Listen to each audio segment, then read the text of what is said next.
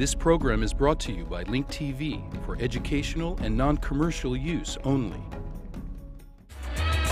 The US unveils a $63 billion arms deal to several countries in the Middle East. How will this affect Syria and Iran? And why are the Russians moving their fleet to the Mediterranean?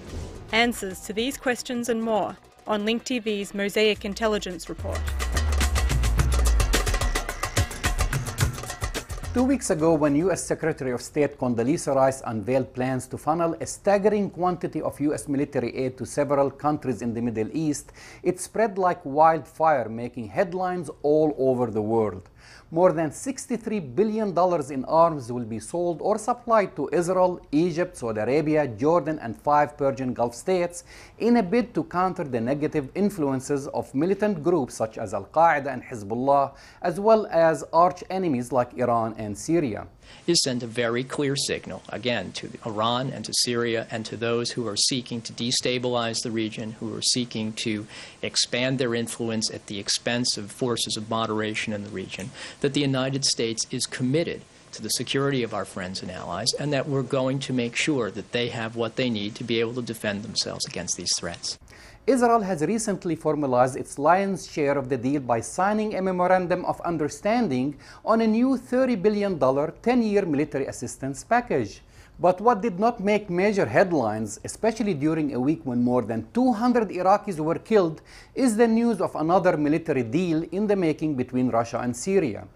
According to a report that aired on Al Arabiya TV, Russia is creating a permanent naval base in Tartus, Syria, that would give it a Mediterranean outpost and represent a major shift in the regional security balance of the Eastern Mediterranean, the Levant, and the whole Middle East. The establishment of this Russian project has been presented as an alternative hub for the Russian Black Sea Fleet based in the Crimean port of Sevastopol in the Ukraine.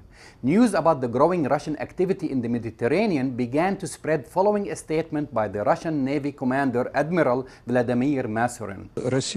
Our naval ships always had a presence in the Mediterranean Sea, and we had bases in both Syria and Libya. The decision to return to our base in Syria is a productive one because Russia is capable of finding solutions to the current Middle East crisis. The presence of our naval ships in that region strengthens Russia's negotiating position. But why would the Russians do this when they are also upgrading their naval port in Novorossiysk off the eastern margins of the Black Sea? According to another report on Al Jazeera, the breakthrough which led to the arms deal was made possible after the two parties resolved their financial differences. Over the years, Syria has accumulated a huge debt of approximately $11 billion to Russia. The Russians recently conceded more than 70% of this debt. The remaining part will be returned by Syria, partly in cash and partly through permanent port services to the Russian Navy ships in Latakia and Tartus.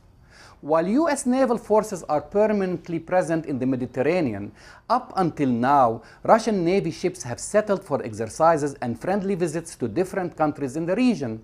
Now it seems that Russia has decided to flex its muscles in the region. The Russians are back. Their aims in Syria are a symmetrical reaction to American objectives for the Middle East and part of a global chess game. Incidentally, these reports were denied by the Russians and were laughed at by Syria's foreign minister. But then again, Israel and the United States are not amused. I'm Jamal Dajani for the Mosaic Intelligence Report. To learn more about this program or to share your thoughts, visit us at linktv.org.